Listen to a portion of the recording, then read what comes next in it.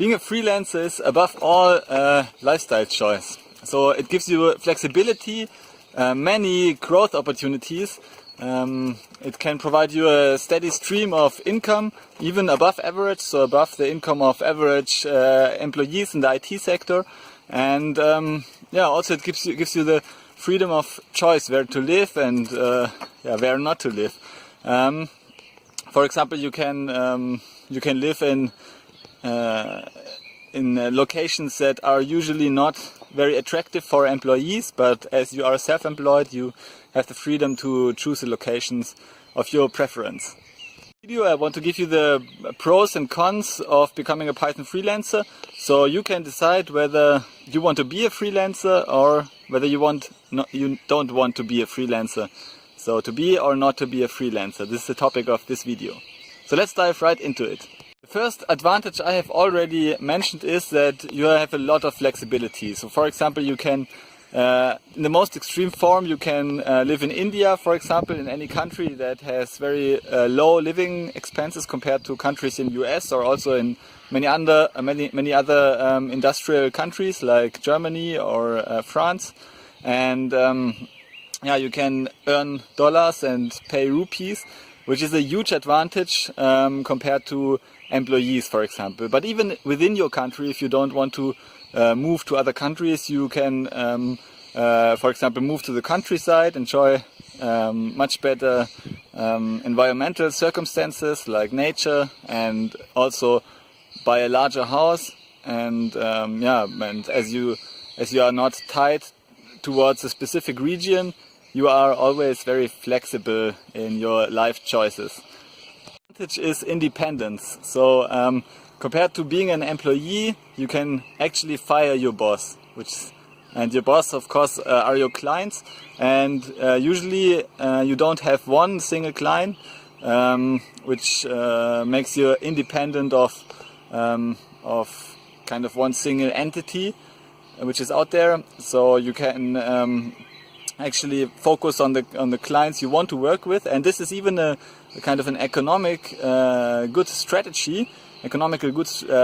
strategy to fire the clients, the bad clients, so to say, because there are clients who don't pay much, who don't value what you are doing, and who expect a lot and give back very little, so they give back a bad rating. And obviously you should not focus too much on the bad clients. Don't waste a lot of energy struggling to satisfy these bad clients, but instead focus on the better clients. And this is kind of, you have the independence to do this. You cannot fire your boss, but you can fire your clients. Then I have three more advantages. The first advantage is that you have a lot of tax benefits in many industrial countries. I'm from Germany. Of course, I'm not an accountant or a lawyer. In many countries, you have these huge advantages. So, for example, if you buy goods like your notebook, or even you have to pay monthly fees for your cars or for driving anywhere, even set up your own office space in your home, you can deduct all this stuff from your taxes, and this is kind of, and you can use your pre-tax income to pay for these expenses. So you having a business is really, it sets you, so you have an unfair advantage compared to employees to build your wealth, because you can kind of reinvest your profits before they are taxed. So basically you have about between 30 and 50% more, which you can reinvest in your business or in your future compared to employees.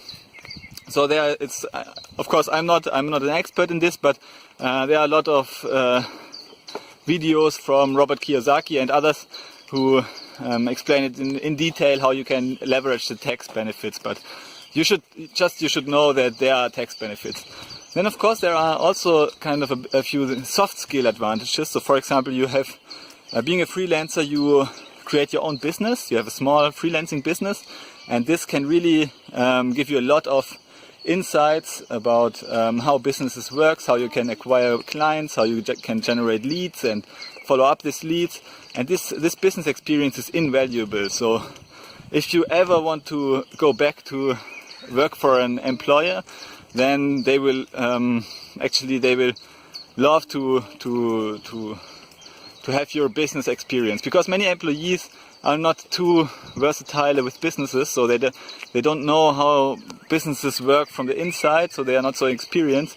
They just do their job and kind of count their hours, but they are not oftentimes they are not very result driven, result in the business in the sense of making more business. So if you become a Python freelancer, then it gives you the first step towards creating a good and solid business for yourself. Even if you plan to have more scalable elements, like if you are a Python freelancer, of course you are selling your time for money. But for example, if you want to write books or create info products, then you can easily use the business experience from your freelancing, small freelancing business, and set this up for success.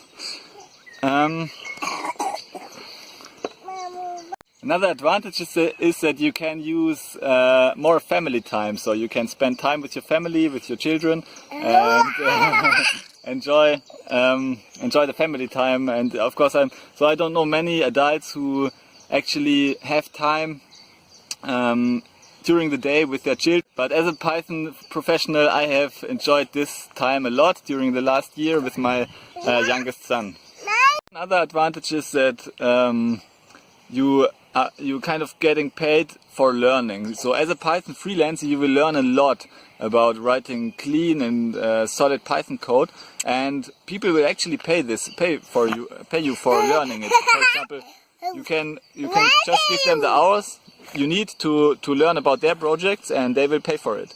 So being a Python freelancer compared to university education, you get actually paid for learning, which is kind of a huge benefit for me, at least. So because I am committed to lifelong learning.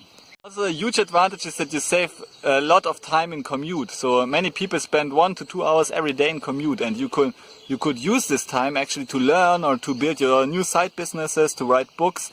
Doing this actually will give you an unfair advantage compared to employees again. So this is one of the huge benefits of being a freelancer, that you don't have to drive to work. You just start to work, you kind of gain 1 to 2 hours every day, and also you are a lot less stressed actually. Then, of course, if you are now very interested in becoming a Python freelancer, then join my free webinar. I give you a link in the description below. Yes, of course. Now let's move on with the disadvantages. So for example, you will get bad clients. This is kind of for sure. I have already indicated this. And bad clients means that they don't pay you a lot. They are really demanding, and they are never satisfied. So basically, this is a huge disadvantage, and you have to handle this kind of. You can already write off 10% of your income, and if you have a bad client, then just fire him. The advantage is that you have no stability in income. So you can, as an employee, you earn a fixed amount of income. You can plan with this income, but as a Python freelancer, although you can earn a comparable or even better income than normal employees. Usually, you should earn a better income because you are taking more risk. Although this is usually the case, you have no stability and no guarantee regarding this. So this can be a disadvantage for people who need this stability in their life. You should always save a certain percentage of your income. Okay, then finally, I added a few more disadvantages. So first of all, you have to usually you have a lot of bad code which you have to handle, like legacy code. There are a few more disadvantages, like bad legacy code which you have to handle. So usually clients have systems that run for years already, oftentimes, and then you have to handle the bad code, like this legacy code from 10 years ago, maybe Python 2. So you have to learn this legacy stuff as well, which can be a pain or a bit stressful. But also you'll learn a lot on the way. Okay, then another disadvantage is procrastination. So if you are the guy who procrastinates usually. So, for example, who don't invest too much time in learning and in so kind of you are not very focused on the work at hand, and it happens easily that you lose this focus. Then it can be tough to be a Python freelancer, because basically there's no boss forcing you to work, so you have to find the projects yourself. Therefore, I recommend that you apply for 10 projects every working day, which means 50 projects per week, on Upwork, for example, on the Upwork platform. And then you will have so many opportunities to do work, and client will ask you to work for their projects. You will always will have more work than you can handle, which kind of mitigates this procrastination effect a bit, because then you are kind of forced to work.